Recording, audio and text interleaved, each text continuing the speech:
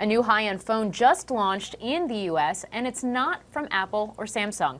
Huawei is hoping the Mate 9 moves the needle for them to be from #3 smartphone maker in the world by volume to #1 or #2. So joining us now to discuss their ambitions and the plans is Adam Zuckerman, founder of Fosterly. Adam, thank you for joining us today.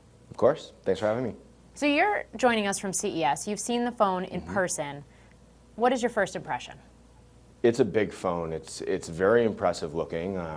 5.9 inch. Playing with it was interesting. People were very excited. Unfortunately, though, for them, it's not a brand that very many people in the United States know yet. So they're going to have a bit of a challenge getting it into the market. The specs on it, though, they look great. It has the Kirin 960 chipset, which is unbelievably fast. And what's most amazing about it isn't necessarily how it looks or how it feels. It's what the phone is actually going to be able to do. And besides the specs, an even bigger deal here potentially is this upcoming partnership with Amazon. Can you talk to me a little bit about that? How will Huawei work with Alexa? This is the biggest announcement that I've seen for Alexa. So Amazon came out with a platform called Alexa, which is voice activation. And you may know it from the devices that they have in your home, whether it be the Amazon Echo Dot or the Tap, or their larger device, the Echo. And what they're doing is they're enabling this smartphone for the first time to be able to control all of your Alexa devices, all of the devices that the Alexa platform can control through your phone. So imagine you constantly have a listening device on your phone and you can wake up and say, Alexa, what time is it, without even having to open up your eyes, and your phone's going to be able to respond. Or, Alexa, turn on the lights, start the coffee pot, open up the garage door for somebody if somebody's outside. And the company also says the Mate 9 will be working with supporting Google's virtual reality platform. It's not that popular at the moment, but is this something that could become even bigger? And how, I guess, attractive is this in terms of drawing consumers to this phone?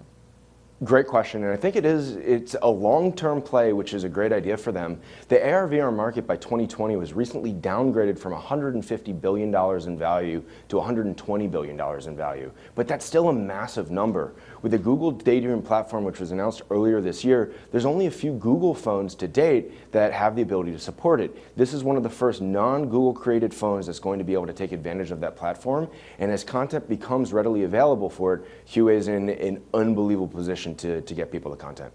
And so bottom line, can it actually be done? Can this company actually knock Apple or Samsung out of those #2, #1 positions on a global scale? I mean, even just the way to pronounce this name, there are different ways that people pronounce it. So can this be done?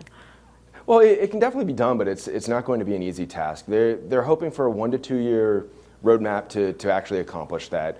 In Q3 of this year, they sold 33.6 million phones, and that's far behind the leader, which was Samsung, at 72.5.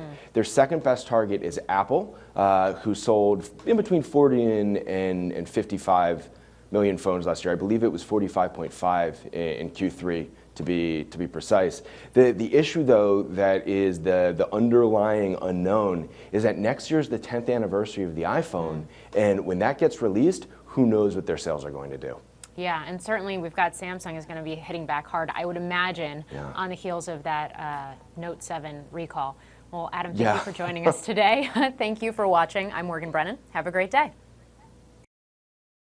Hey there, thanks for checking out CNBC on YouTube. Be sure to subscribe to stay up to date on all of the day's biggest stories. You can also click on any of the videos around me to watch the latest from CNBC. Thanks for watching.